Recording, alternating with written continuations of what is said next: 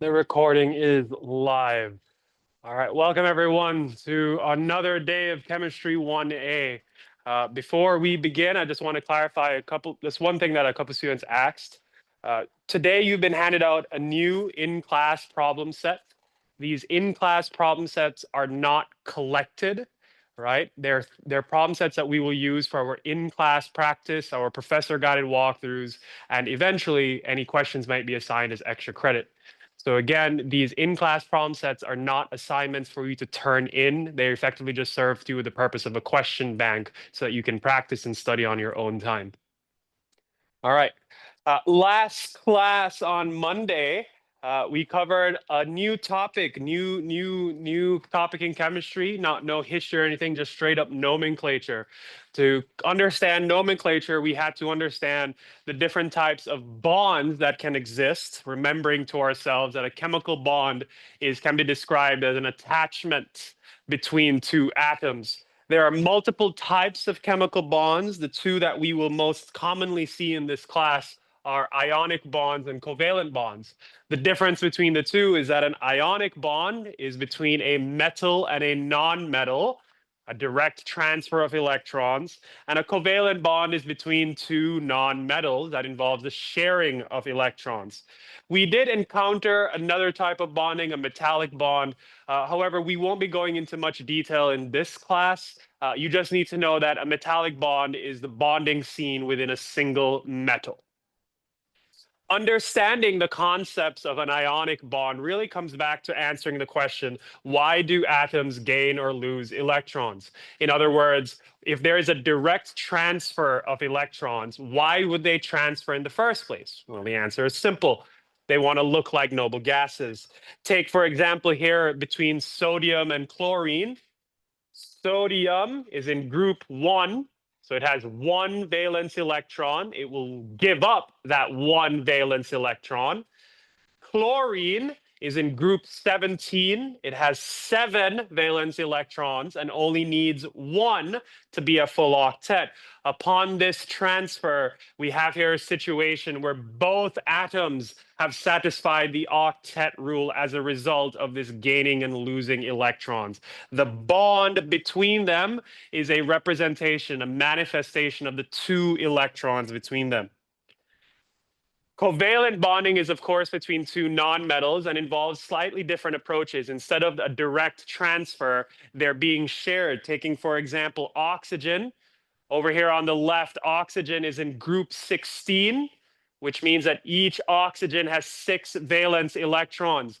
Each of them will contribute an electron to the pool, right? They're going to share the electrons such that as a result, they individually have access to 7 electrons. Unfortunately, we're still not satisfied just yet. The octet rule is about 2 or 8. So we share yet another set of electrons. This results in the final structure shown here, where each oxygen atom has access to 1, 2, 3, 4, 5, 6, 7, 8 electrons. Some of those electrons exist in a bond. 4 electrons is a double bond. The other electrons are referred to as lone pairs. They're called such because number one, they are alone. Number two, it is convention to sort of pair them up together, meaning you would not traditionally see someone write electrons like this, one on top, one on the bottom. Conventionally, you'd see them written together, either both on top or both on the bottom. We can apply the same process to an atom like nitrogen. Nitrogen is in group 15, so it has 5 valence electrons. They'll share once. Now they'll each have 6 electrons. They'll need to share again. Then they'll have 7 electrons. Still not there yet. They'll share once more, leading us here to our final structure that shows each nitrogen having access to 1, 2, 3, 4, 5, 6, 7, 8 electrons from both directions. We have here in total 6 electrons between the nitrogens. That is, of course, a triple bond. Each nitrogen has a leftover lone pair on each atom. Now, a student asked me yesterday, is there such a thing as a quadruple bond? In theory, yes, it is an active area of research. If you were to actually peruse the scientific literature, anyone who has invented or discovered a quadruple bond is within the last 5 to 10 years. As a result, it hasn't really hit the standard education curriculum just yet because it's still a new area of research. But quadruple bonds do theoretically exist. Now, the idea of this covalent bond is what gives rise to these double and these triple bonds. Covalent bonds also explain the existence of what are known as diatomic elements. The diatomic elements you are expected to know are shown right here: H2, N2, F2, O2, I2, Cl2, Br2, and occasionally you'll sometimes see some textbooks refer to as Hg2 as a diatomic element as well. The thing I mentioned to you on Monday was that this is how these elements exist naturally. They exist as H2, exist as a diatomic element. I encourage you on your own time when practicing or studying for the exam, try to draw these types of diagrams for the other atoms on this list. It'll help show you that practice, help show you things in reality. Understanding the idea behind an ionic and double and covalent bond is what led us to our naming convention. For ionic compounds, the rules are simple. The positive is written first on the left, the negative is written second on the right. The cation's name is unchanged, and the suffix of the anion is replaced with "ide." A clear example is sodium chloride. Sodium is on the left. We know it's the cation for a couple of reasons. Its name is unchanged. Chlorine is on the right. We know it's negative for a couple of reasons. Its suffix changes to "ide." That's how we go from formula to name. What about the situation where we go from name to formula? Example, lithium fluoride. Well, it's on us to recognize the ideal charges of the atoms. Lithium is in group 1, so its ideal charge is +1. Fluorine is in group 17, so its ideal charge is -1. What we would do is something known as the crisscross method. We bring those numbers down. We have here a 1-to-1 ratio. We traditionally do not write the 1. The formula is simply LiF. The crisscross method also works when the charges are not the same, such as in the case of magnesium and chlorine. The 2 from the Mg gets swung down. The 1 from the chlorine gets swung down, leading us to MgCl2. Now, these examples are pretty straightforward, of course, because we know what the charges are. But what about in the case of a transition metal, where the idea is that the charges are variable? We cannot know just by looking at it. Well, in the case where I give you the formula, what you are expected to do is, well, reverse crisscross. Just as charges would get swung down, we apply the logic, those numbers would get swung up. This is what confirms, well, oxygen is 2-. That makes sense. That lines up with what we would expect, so great. And this confirms that the iron is +3. How do we know it's positive? It's on the left, and metals are always going to be cations. Occasionally, you'll have a case where the crisscross involves the same number, meaning such as Mg 2+ and 2-.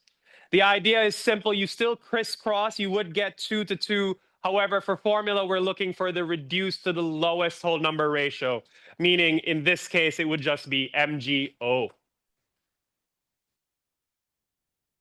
What about the case where we've been given a name of the transition metal compound? Well, in the name, we have to have the Roman numerals. The Roman numeral specifies the charge of the transition metal. All right, we know that titanium has a charge of 4.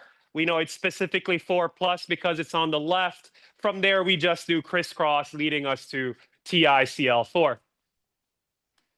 For covalent compounds, the process is pretty much the same. Number 1, the cation is written first, then the anion. The name of the cation is unchanged, and the anion is replaced with "ide." The big difference, however, for covalence is that Greek prefixes are needed. These are mono, di, tri, tetra, penta, hexa, hepta, octa, nona, deca. Conventionally, we do not write mono simply because it means 1. Just like how in algebra, you wouldn't really write 1x, you just write x. The same idea applies here. Nothing's wrong if you write the mono. It's just not conventionally used. Applying that logic to N2O5 here, we have a situation where we're going to reverse crisscross. Actually, we don't even need to reverse crisscross. Remember, we know what the atoms are. We know they're nitrogen and oxygen. We have the numbers as part of the formula. We just need to reflect those numbers. N2 means dinitrogen. O5 means pentaoxide. The student isn't here today, but someone asked on Monday, couldn't you possibly reduce or fix up the name such that it says pentoxide? That's fine with me. That just comes down to your comfort with the English language and grammar. Pentoxide versus pentaoxide is the same thing for me. But if you recall, one of the big issues that we saw with this example in particular was the nature of the cation versus the anion. In fact, both nitrogen and oxygen have an ideal charge that's negative. Nitrogen in group 15 prefers to be -3. Oxygen in group 16 prefers to be -2. So how dare we claim that in this case, the nitrogen on the left is positive? Well, if we now do the reverse crisscross, what we would get is number 1, oxygen being 2-. That lines up with expectations. The nitrogen is 5+. That does not line up with expectations. Is it a problem, however? No. Why? If we look at the periodic table, I'm going to scroll back a couple pages. Nitrogen is atomic number 7. After losing 5 electrons, it now has 2 electrons left over. That matches, where is it? Helium.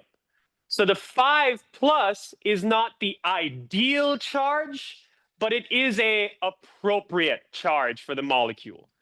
So the fact that the nitrogen does not line up with our expectations, well, that's fine. It's still correct. We did an example here with H2O, where that's this dihydrogen oxide. We also did sulfur hexafluoride, where because there was nothing before the sulfur, it's implied to be 1. And of course, in front of the fluoride is a hexa. That leads us to SF6. That led us into our final topic of Mondays, talking about what are known as polyatomic ions. Polyatomic ions are multiple atoms in one ion. And for the purposes of this class, they will be treated as non-metals. I gave you a handout on Monday of all of the polyatomic ions I expect you to memorize. You can expect on the exam, I will give you questions that say, hey, please provide the formula based on the name. Please provide the name based on the formula, stuff like that. You are expected to memorize this. This will not be provided to you as part of the exam booklet. And the one adage about this is that even though they are non-metals, their names are sets, meaning you do not need to replace their suffix. If you're using nitrite, then you only need to write nitrite. If you were to write nitride, that's technically wrong because that's specifically N3-, the nitrogen with the suffix replaced with "-ide". So naming and spelling is really important here. And this is a good opportunity for me to remind you, if your spelling error is minor enough that I know what you are trying to say, meaning if you wrote instead of nitrite with an I, if you wrote Y, I'd still give you credit. But if the typo is so significant that it changes the name, then I would give it to you incorrectly. For example, if the correct answer is nitrite and you put an A, obviously that's another ion entirely. That would be incorrect. All of this together helps us identify the basic idea of elements, atoms, and compounds. In fact, if we had any more information, we could steal their identity. I mean, think about it in humanity. What do you normally need to steal someone's identity? Their name, their information, maybe their home address. So that begs the question, do electrons, atoms, and all that stuff, do they have a home address? The answer is yes. We're now beginning our next topic, electronic structure of atoms. Now, the term sounds really complicated. This is a very quantum mechanical topic, right? Very physics-based, but don't let it be terrifying to you. Really and truly, what I need you to understand here is when we talk about electronic structure of atoms, what we're looking for is the complete address. Just like you would have country, state, city and street address, we will have a complete address for electrons. These titles are referred to as quantum numbers.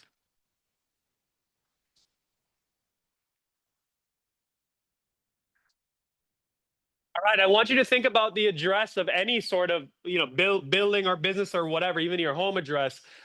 We have traditionally four big things about it: country, state, city, street, and of course, the idea when we talk about an address is the country is the largest, then the state, and as you go to the right, that specificity becomes more narrow.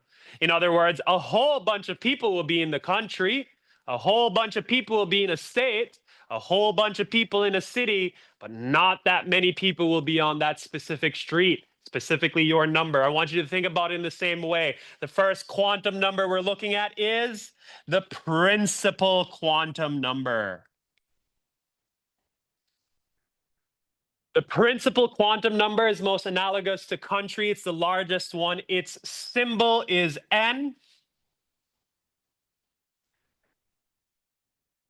And it is allowed the following values: 1, 2, 3, 4, and so forth. All counting numbers are allowed. 0 is not allowed. It starts at 1, but can be any whole number. Now, what exactly does the principal quantum number tell us? It tells us, or rather, it describes the energy level. Whoops, spelled level wrong. Slash shell slash location of the electron. We've talked about a couple times now how, just like how rings orbit a planet, nuclei can have multiple rings, multiple shells around the center of the nucleus. The principal quantum number simply tells us which shell is it on.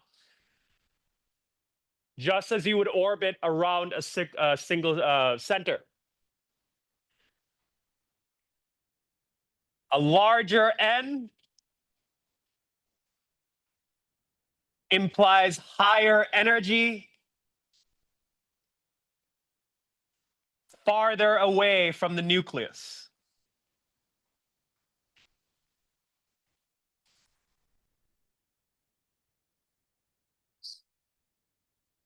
That's the principal quantum number. Just like the country, it's the largest part of the address. Multiple addresses, multiple people, multiple electrons will be in the principal quantum number. Next up is the azimuthal quantum number. Its symbol is L.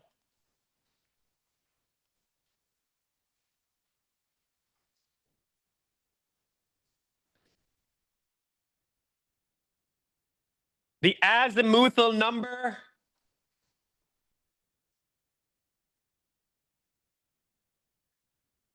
is defined by n minus 1. This is what tells us the allowed numbers start at 0 instead. Because when n is equal to 1, then L is equal to n minus 1, aka 1 minus 1 equals 0.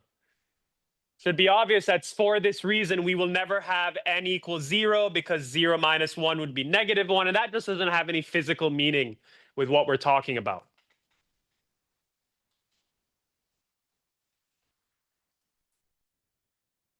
The azimuthal number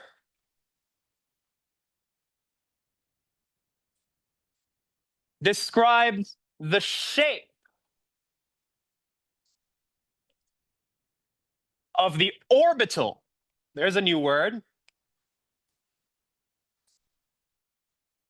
The azimuthal number describes the shape of the orbital. New word right there. What exactly is an orbital? An orbital can be described as the physical housing of an electron. I liken this to the actual house that an electron lives in.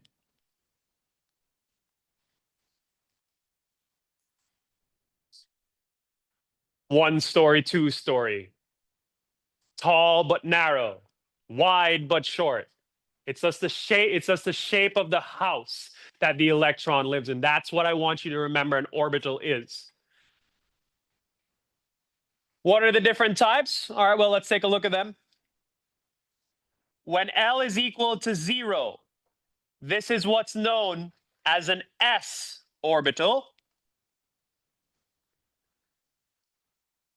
An s orbital, the house, is described as spherical. It quite literally looks like a circle. So the house that these electrons would live in is a spherical house.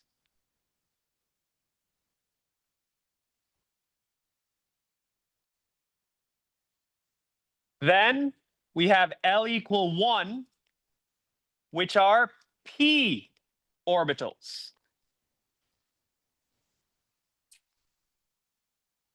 These take the shape of a dumbbell. Examples of them look like the following.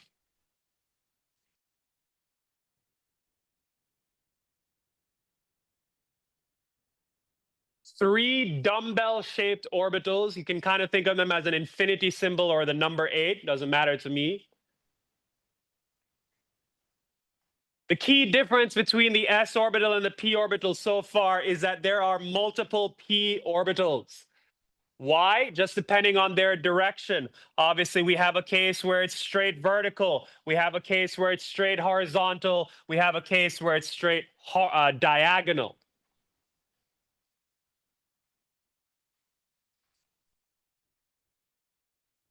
After that, like I need more. Let me just see if I can move this over. Yeah, that's great. We have L equal 2. These are d orbitals.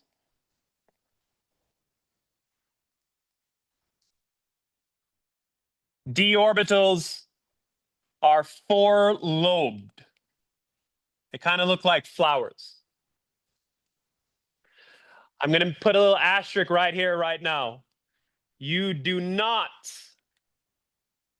need to know exact shape or how to draw. That's a topic more for Chem 1B.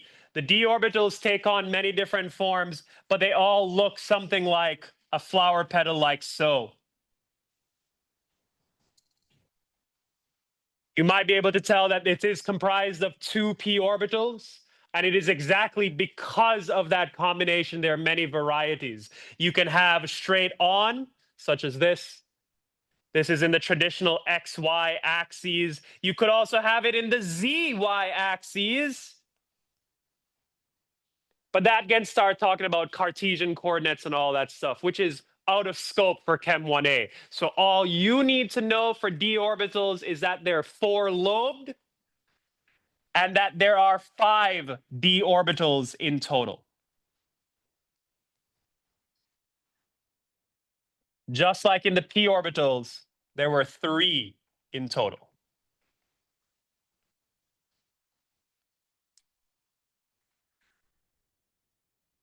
Hopefully, it should be obvious that for the s orbital, there is only really 1. Why? You can't really have different orientations of a circle.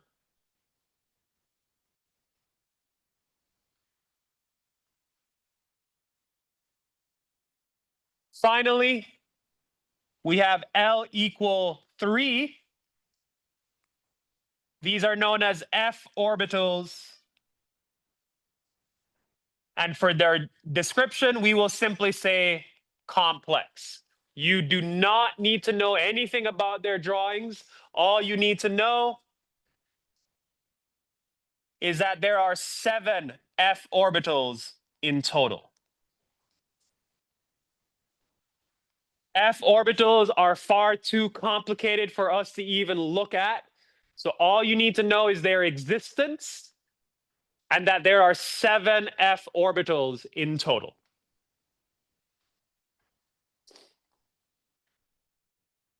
That's the azimuthal number. Next up is the magnetic quantum number. This is given the symbol M subscript L.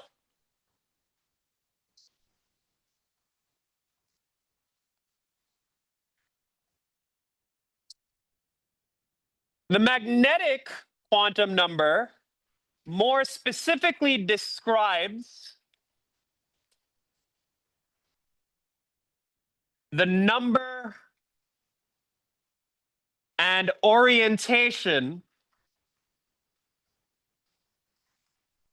of orbitals.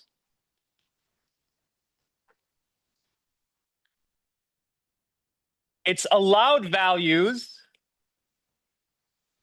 are, instead of being discrete numbers, it's a range. It goes from negative L,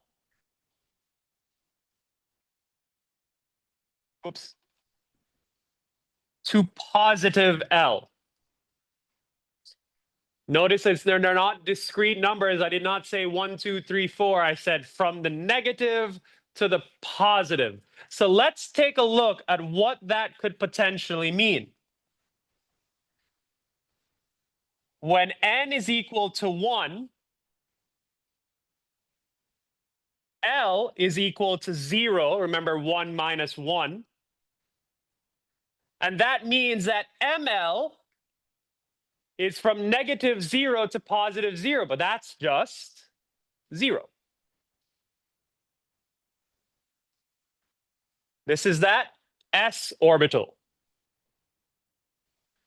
We know that L equals 0. There, it refers to the s specifically.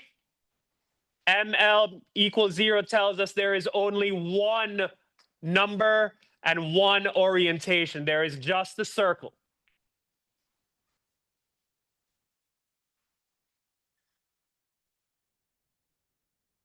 What about the case where n is equal to 2? L is equal to 1, 2 minus 1.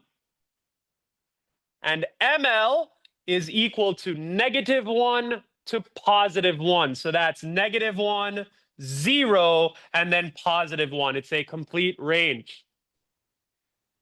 Notice the number of MLs that we have. There are 3 in total. Isn't that what we said about the number of p orbitals? There are 3 in total. That's exactly what we said. And that's what the meaning is. The ML confirms that there are 3 p orbitals, each with their own orientation. They do not necessarily line up, meaning negative 1 does not need to be vertical, 0 does not need to be horizontal, blah, blah, blah. They do not necessarily connect. These numbers just tell us there are 3 options in total, and we know the 3 options are vertical, horizontal, and diagonal.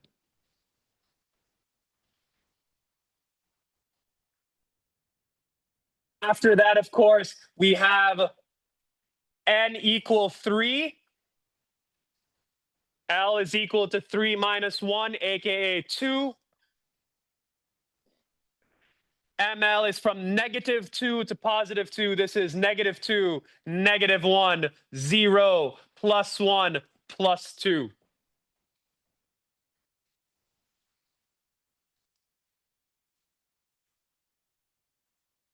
One, two, three, four, 5.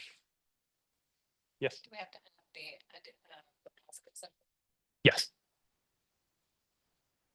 5 options in total to tell us about the 5d orbitals. Someone just asked, do we need to include the positive and the negative? The answer is yes. If you don't, what you'd be writing is 2, 1, 0, 1, 2, which would be ambiguous. If we keep going, of course, we then go to n equal 4. L is equal to 4 minus 1, 3. ML is equal to -3, -2, -1, 0, +1, +2, +3. These are our 7 f orbitals.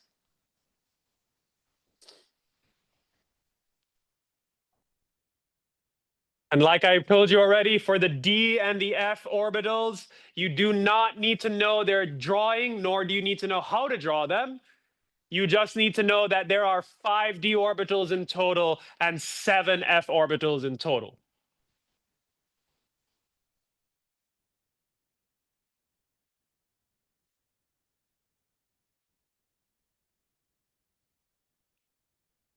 Lastly,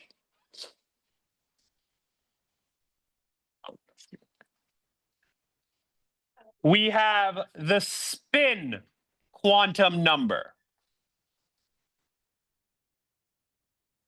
It is given the label m subscript s.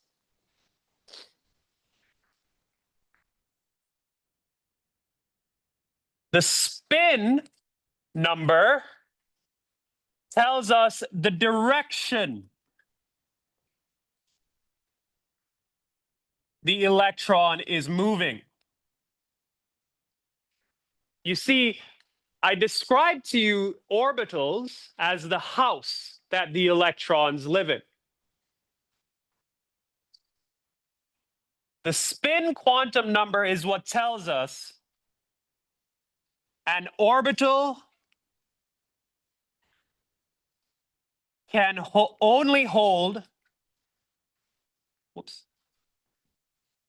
can only hold 2 electrons. And they were roommates. So in every house, in every orbital, there are 2 electrons living together. What does this tell us? What is the big implication of this? Well, remember we said that there is an s orbital. There's only one of its kind. An s orbital can only hold 2 electrons. That makes sense. There's only one house available. In the p orbital, there are 3 orientations possible: horizontal, vertical, diagonal. If there are 3 houses, how many electrons can be found in p? 6. We can say the same thing for the d, which has in total 5 orbitals. It goes up to 10. And then finally, for the f, that has 7 orbitals, it goes up to 14 electrons.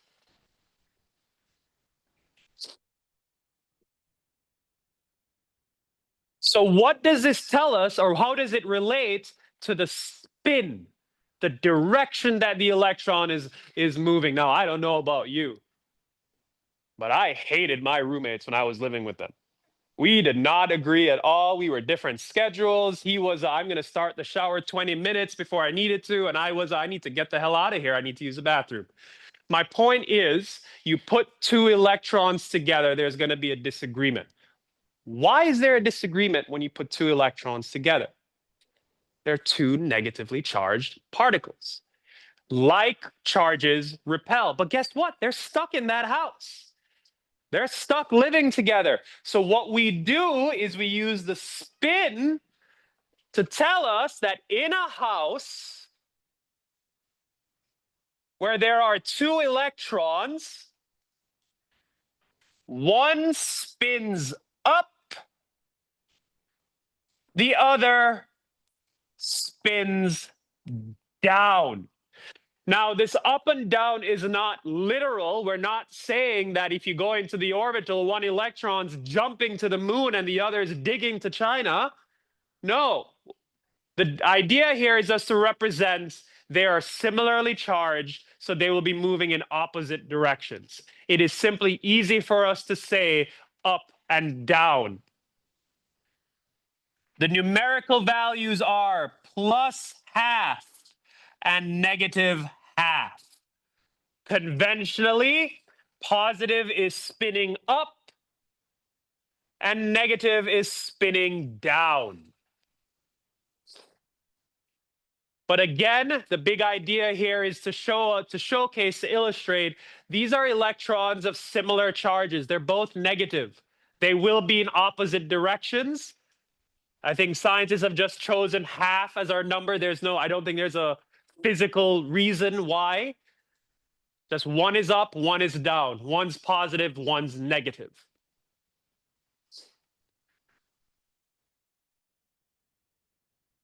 And that is the address system for electrons. We have the principal quantum number, which is similar to country in that it's really big. We then have the azimuthal number, then the magnetic number, and then finally the spin number. And just like every human being, or at least every building, has its own unique address, no two buildings can have the exact same address. No two electrons will have the exact same address. Why? Because of that spin. Remember, even though they're both in the same house, in the same city, in the same state, one will be spinning up, one will be spinning down.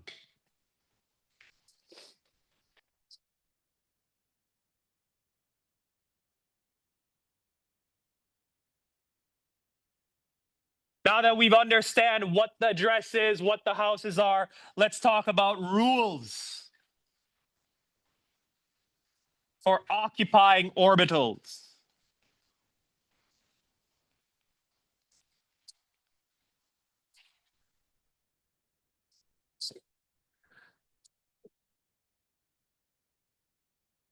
Number one is the off-bow principle.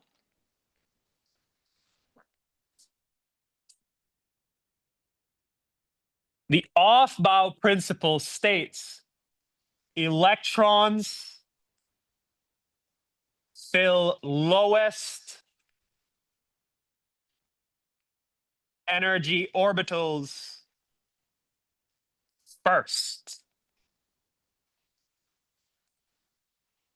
That word there, Aufbau, is the German word for building up. The way in which we fill orbitals first is according to the following order. We go 1s, 2s, 2p. Actually, let me draw this another way just to make it a little bit easier for our eyes. 1s, 2s, 3s, 4s, 4p. Well, not 4p, sorry. 5s, 6s, and 7s. Then we have 2p, 3p, 4p, 5p, 6p, and 7p. Then we have 3d, 4d, 5d, 6d, and 7d. No, there is no 7d. After the d's, we then have 4f and 5f. The way in which we fill these electrons is according to the arrow shown here. We go, is that orange visible? No, that's not super visible. Use green. We start with the 1s. Then we do the 2s. Then we fill the 2p, then the 3s. Then we do the 3p, then the 4s. Then we do the 3d, then the 4p, then the 5s. Follow the arrows. I highly recommend you take some time to memorize this diagram because this is how you know the order to fill electrons. After the 5s is 4d, then 5p, then 6s, 4f, 5d, 6p, 7s, 5f, 6d, 7p. I know it looks confusing right now, but you have to follow the order, follow the arrows. I'm going to use this back eventually, so I'm actually going to take a screenshot right now so I don't need to keep scrolling back and forth. Save image. That's the Aufbau principle. We fill the lowest energy orbitals first.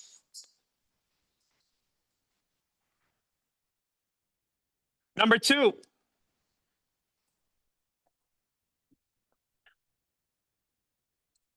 Hund's rule.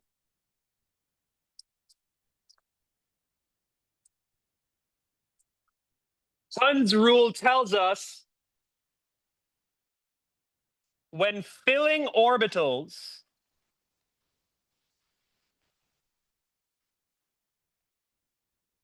in the same principal number, that same n value,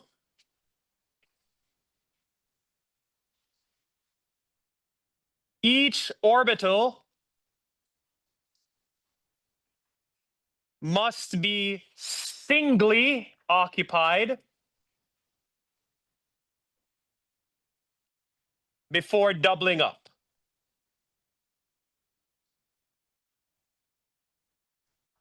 What does this mean? Going back to our analogy with houses, we talked about how 2 electrons will live together in the same house. It means that each electron would prefer its own room. And only when they have to will they double up into a roommate type situation. Number 3, the Pauli exclusion principle.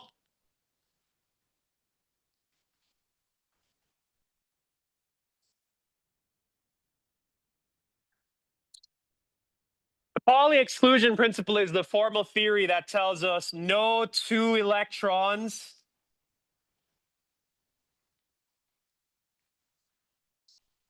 will have identical addresses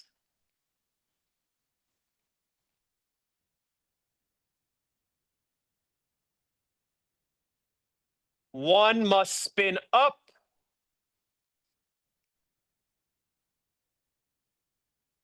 the other spins down.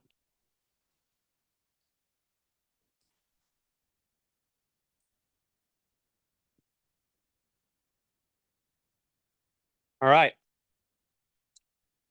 Right now, this is a whole lot of theory, a whole lot of background information. How do we use all of this with the type of questions I'm going to ask? Well, let's try it. Let's do a couple practice questions. The question will say something along the lines of, provide the electronic configuration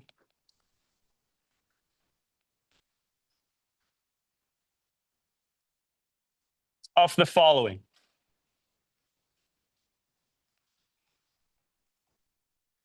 The first one we are going to do is Be as in beryllium. Beryllium has an atomic number of 4. All right, here's what we're going to need. We're going to need that Aufbau rule right there, that little diagram that tells us what to fill up. How many electrons do we need to house? 4. How do we know it's 4? The atomic number for beryllium is 4. The atomic number tells us the number of protons and electrons. So we have 4 electrons to fill up. First one we're going to do is we're going to go to 1s first. We're going to say 1s2. Why 2? Because each orbital can only hold 2 electrons. After the 1s2, we then go to 2s2. Do we need to keep going? No. This is the answer, the electron configuration for beryllium. It clearly shows us there are 4 electrons. 2 of them live in this house, 1s. 2 of them live in this house, 2s. And that's it. Let's try a slightly harder one. What about something like fluorine? Fluorine has an atomic number of 9. So it has 9 electrons. We're going to put them in houses. First up is 1s2. That's filled. You're never, ever going to see 1s3 or 1s4. Why? Because S can only hold 2 electrons. Then we have 2s2.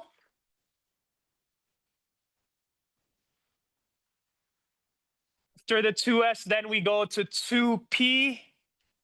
But here, I'm going to write 5. I now have 2 questions for everybody. Number 1, why 5? And number 2, I thought I just told you that each orbital can only hold 2 electrons. Does anyone want to take a guess? 2 questions. Why 5? And I thought I just told you that only 2 can fit in an orbital. I see a hand. P orbital can do what? Okay, was anyone want to try, Nicholas? That's it exactly. P can be vertical, horizontal, or diagonal. That means there's 2 in the vertical, 2 in the horizontal, 2 in the diagonal. P can go up to 6 in total. That answers one question. Second question, why 5?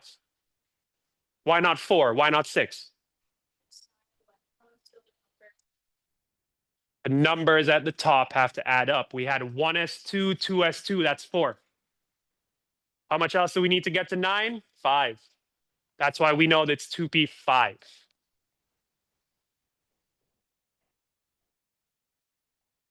All right, I would like to try.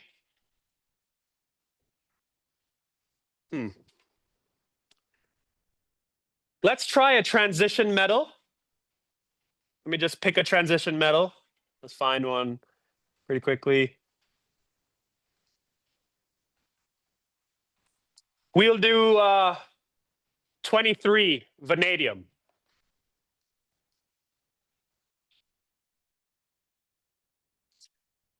Okay. Vanadium is V. It has an atomic number of 23. We're going to follow that Aufbau's principle. We're going to add all the way up to 23. We go 1s2, 2s2, 2p6, 3s2, 3p6. It gets easy to kind of miscount our numbers. Let's check how much we have so far. 2 plus 2 is 4. 4 plus 6 is 10. 10 plus 2 is 12. 12 plus 6 is 18. So we're at 18 electrons. We're not fully there at the 23 just yet. After the 3p comes 4s. 4s2. After the 4s comes 3d. This is weird. We have not seen a situation where we're jumping to number 4 before we even touch on number 3. This is why it's important to memorize or have this Aufbau principle chart at the ready. The Aufbau chart is what tells us after the 3p, we go to 4s. And then after the 4s, we go to 3d. After the 3d, we go to 4p. So if you aren't paying attention, that's something you can miss. So let's finish it off. We have 2 plus 2, 4, 10, 12, 18, 20, 3d, 3.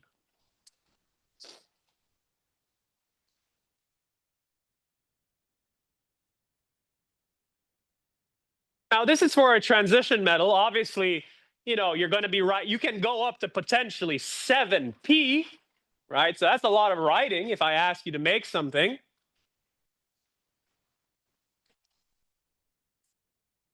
We'll now introduce what is known as a noble gas configuration.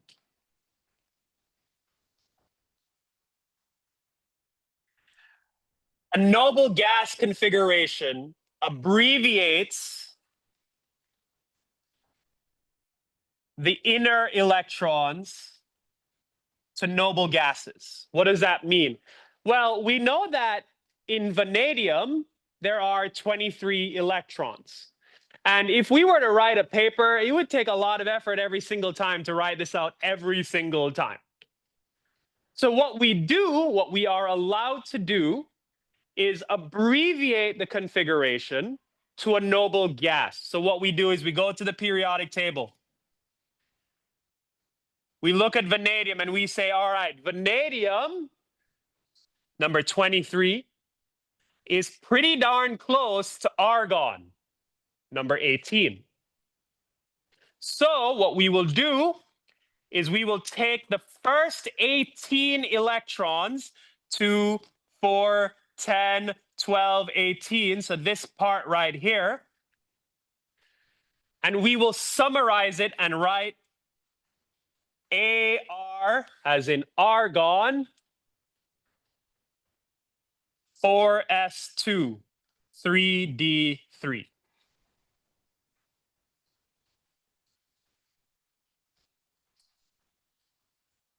It is a way of abbreviating how much we have to write. We've talked about how those innermost electrons are protected. So we don't really care how we write them. By writing it in this noble gas configuration, we've just alleviated the effort and time it took to write.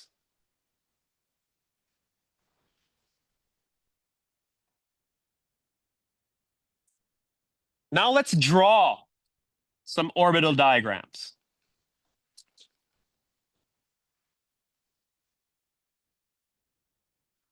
All right, now we're going to have everyone refer to the in-class problem set. Let me just get it on my end as well.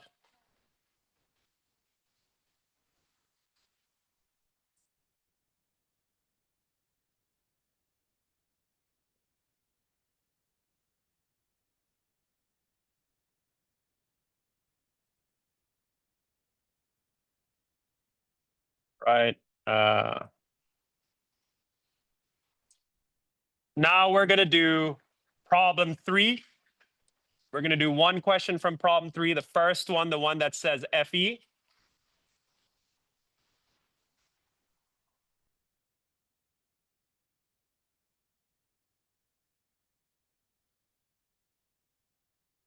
Okay. So of course you can read the question. The problem outright says, please, let me read it for you just to be sure. It says, please draw orbital diagrams in the spaces provided using arrows for electrons. All right. Here we have iron. According to the periodic table, let's just take a quick look at that one. You should already have the periodic table on you. Iron is atom number 26, aka it has 26 electrons. We can just make a note of that. It has 26 electrons. Whoops.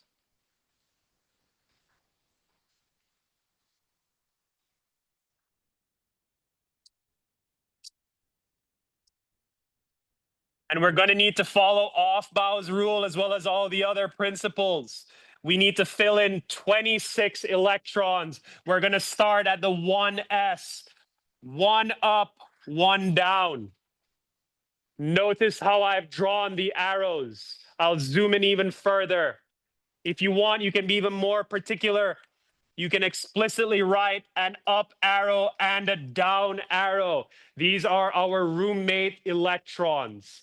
They're living together in 1s and they have opposite spin. After the 1s, we have 2s.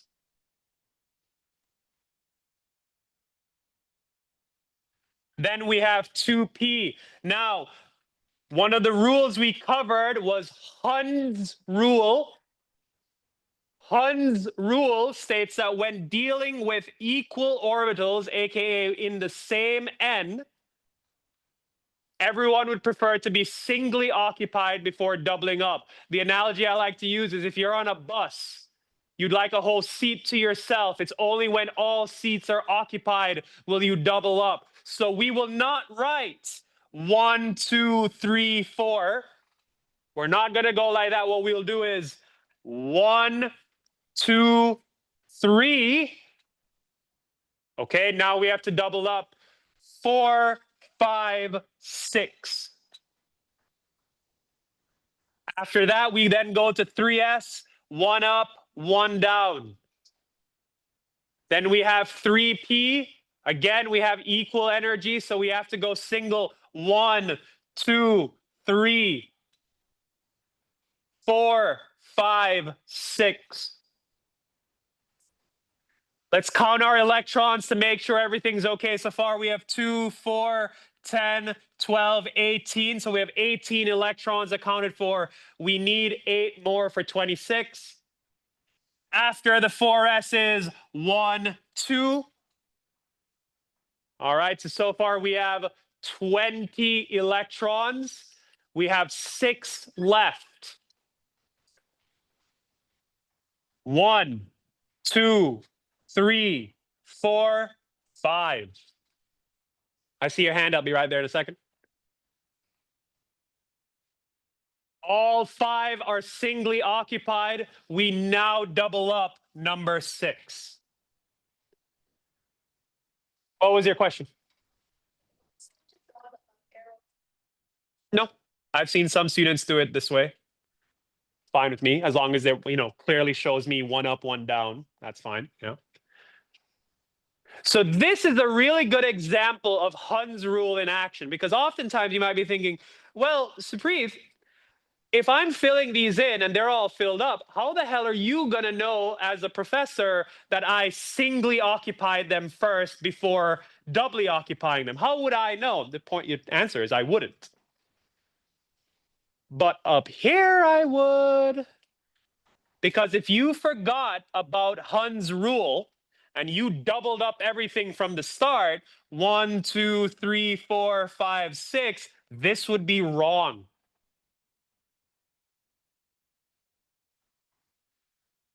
So Hund's rule is one of those important ones that if you're not paying attention, you will forget. Think of it as getting on a bus. You would rather sit by yourself.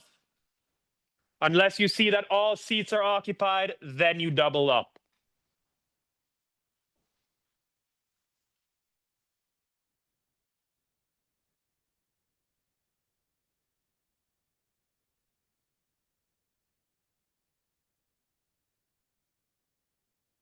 All right. While we're on the topic of the problem set, let's the in-class problem set, let's get something out of the way first. Extra credits is problem 1.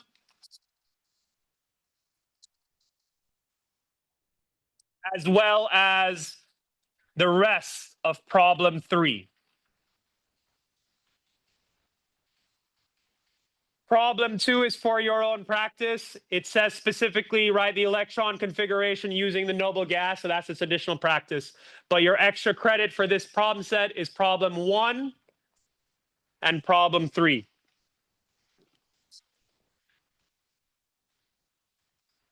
All right.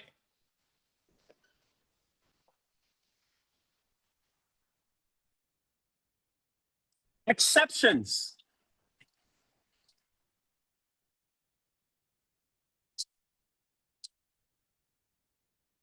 Now, of course, with every rule, with every set of theory, with every set of framework, there'll always be some exceptions because it's not perfect.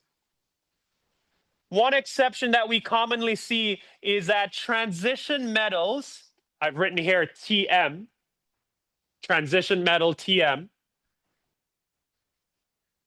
are known to violate Aufbau.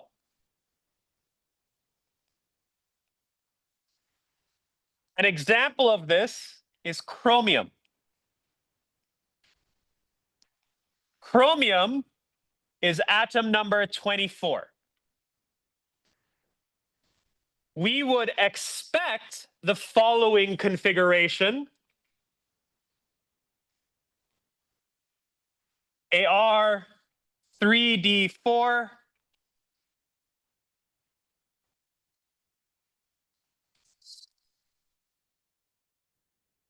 sorry, I should have put the S first. I apologize for that.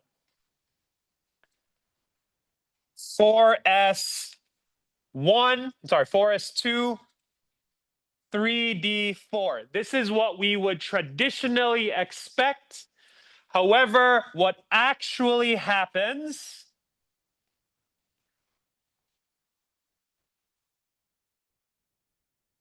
is 4s1, 3d5.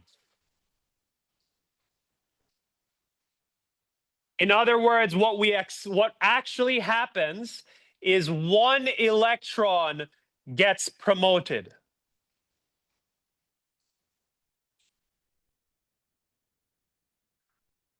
Now, oftentimes in this class, you'll hear me bring up the chicken and egg analogy where we are often confused on which one came first. In this case, like I said, this is what we expected, but this is what actually is seen. So it's not that we predicted the actual, but rather now that we see the actual, we need to explain why. So why does this happen?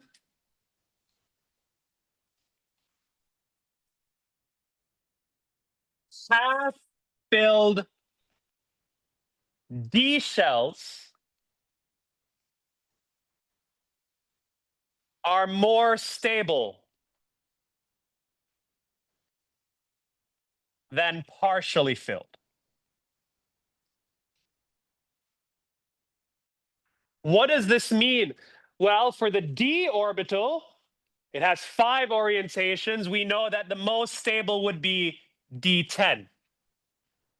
That's the most it can hold. This is much more stable than the half-filled, half-filled d5. But both of these are much, much more stable than literally everything else.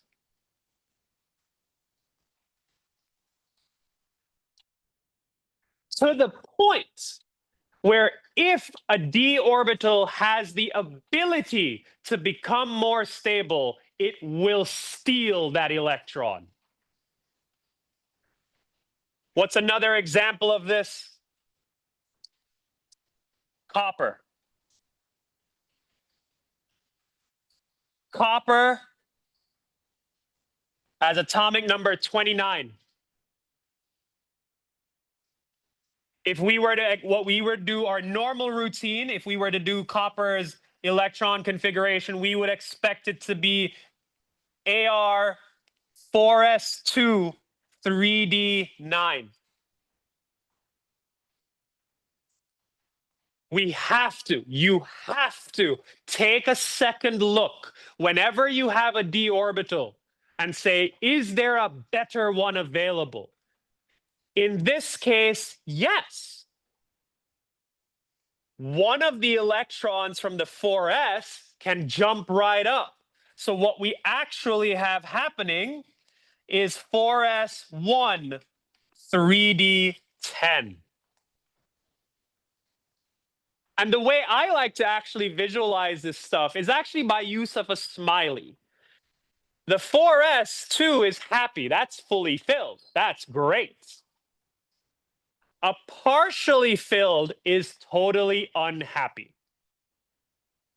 But in the actual, the correct one, the 4s is half filled. That's okay. Half fills are pretty good. And the 3d is now fully filled. So just by use of this very maybe rudimentary approach, we're able to understand and quantify why this bottom one is so much better. Because both are happy.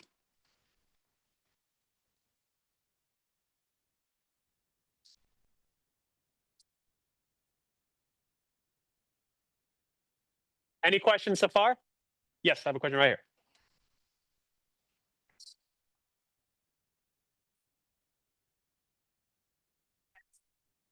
You can only promote one electron. That's a very good question. So meaning you will not get 4s0 3d10. You can only promote one, which means if you were to promote this one, it would be 4s1 3d9. If we were to use our little smiley face, this is happy, this is not happy. This is less happy, but it's fine. This one's still unhappy, meaning there is no benefits to the promotion. So 4s2 3d8 would remain. That's a good question. You can only promote one electron.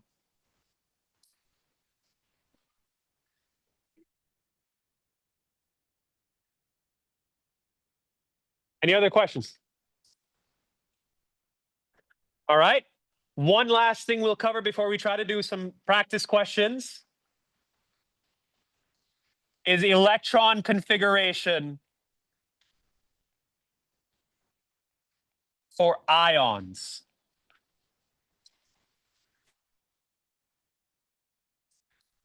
Well, we know these guys already.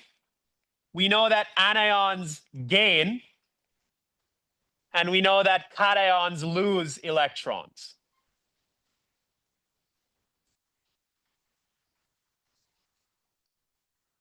How does that manifest when we're dealing with electron configuration? Well, let's take sodium first.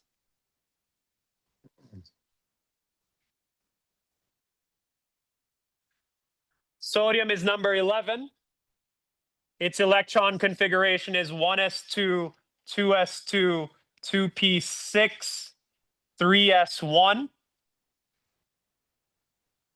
When that sodium has lost an electron, does anyone want to take a guess which house we'll be evicting? 3s. Why? That's that valence. That's that the outermost. Those are our first line of defense. So if anyone's going to get kicked out, it's a guy who just moved in at the end. So sodium plus is 1s2, 2s2, 2p6.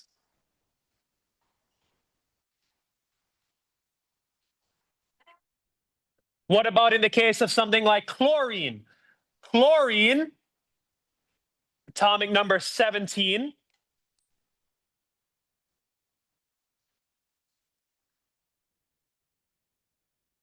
is 1s2, 2s2. Actually, just for space, I'm going to use the noble gas configuration. Ne, 3s2, 3p5.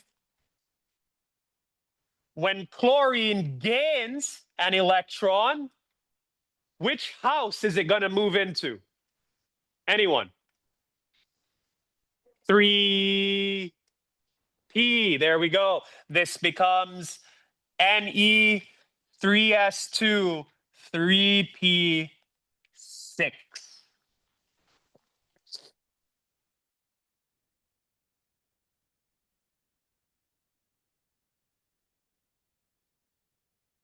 What about when you're dealing with a transition metal? All right, let's take a look at iron,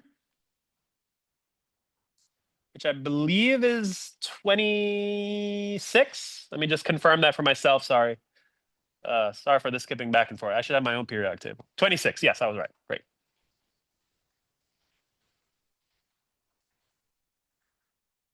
We're going to do the noble gas configuration. It's AR 3D. Sorry, I should put the 4 for 4s2 3d6.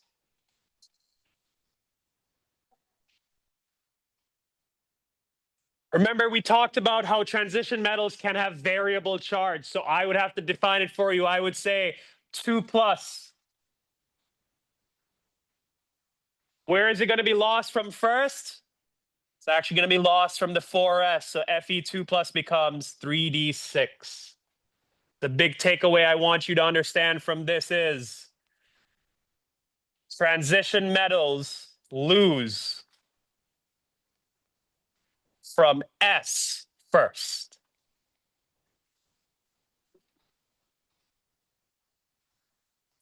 What about when it's Fe3 plus? Well, we're still going to lose those first two from the 4s. And we got to lose one more. This becomes AR 3D5.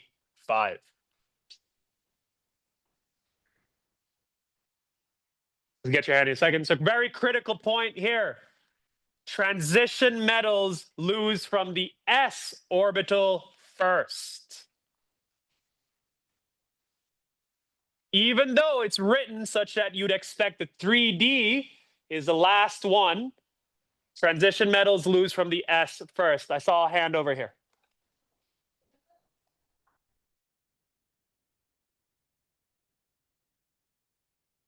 Very good point. You have pointed something out.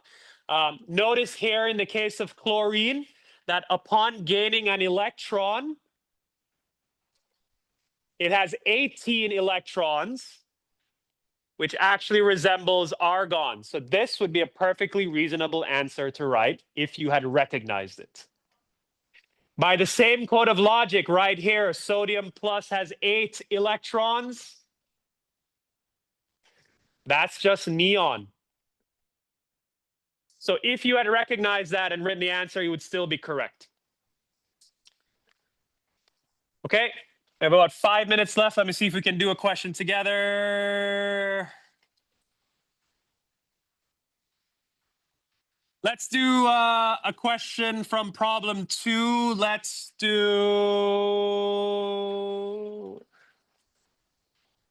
Let me see. Which one do I like? Let's do cobalt. Let's do number 5.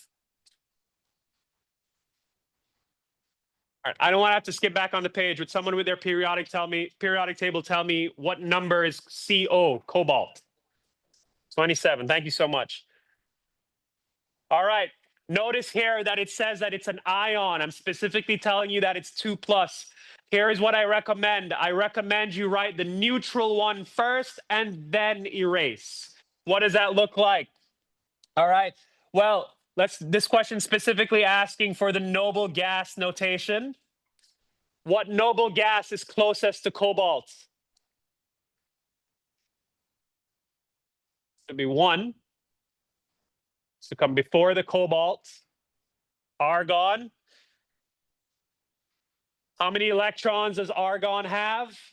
18. So we have how many left to explain? We have 9 left. I'm just making a note of it on the page. All right. After that, we write 4s2. All right, that takes care of 2 electrons. All we have left are 7. After that, we have 3d7. This is cobalt neutral. We're specifically asked for the 2+. So what do we need to do? We're going to remove the 2 electrons from the 4s. So just erase it. And on the iPad, I can nicely just move this over. And that's that. All right, it's 1:13. We may have another minute or two. So we have some practice. Let me just see where MN is on the periodic table. I don't want to do a second row just yet. Yeah, okay. All right, let's do one of the questions from problem 3 to finish it off. Let's do the MN 2+, 3+ actually. All right, from your periodic table, could someone tell me what the atomic number is for Mn, manganese? Or 25, okay. This is 3+, so we know we'll be losing 3 electrons. We'll worry about that at the end. Let's fill all 25. We'll do it. We go 1, 2, 3, 4, 5, 6, 7, 8, 9, 10, 11, 12, 13, 14, 15, 16, 17, 18, 19, 20, 21, 22, 23, 24, 25.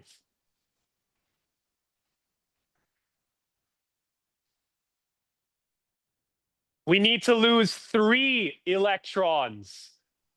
Where are those 3 going to come from? Well, the first 2 are going to be lost from the 4s. And that last remaining one, will be erased from the 3D. Does it matter which 3D you pick? No, it does not. I traditionally just erase the last one, because a nice little visually presented, nice little visual presentation.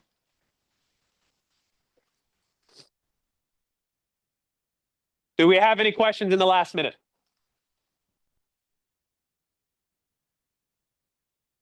All right. We'll end lecture for today. We're picking up our lab stations experiment in 15 minutes in 6:04. I'll see you guys in about 15 minutes. If you have any questions, we can come talk. Otherwise, see you in a bit. Those who came late, you need a, oops. Oh yeah, you got those over there. I'll be right there.